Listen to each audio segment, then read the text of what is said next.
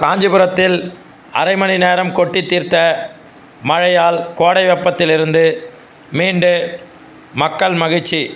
காஞ்சிபுரம் மாவட்டம் காஞ்சிபுரம் மற்றும் சுற்றுவட்டார பகுதிகளான செவிலிமேடு, வெங்கடாபுரம், ஓரிக்கை, களக்காட்டூர், புஞ்சையரசந்தாங்கல் உள்ளிட்ட பகுதிகளில் கருமேகம் சூழ்ந்து மழை பெய்தது.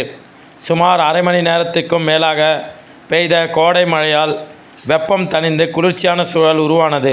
கோடை வெயிலின் தாக்கம் மக்களை வாட்டி வதைத்து வந்ததற்கு மத்தியில் தற்போது பெய்த மழையால் மக்கள் மகிழ்ச்சி அடைந்துள்ளனர்.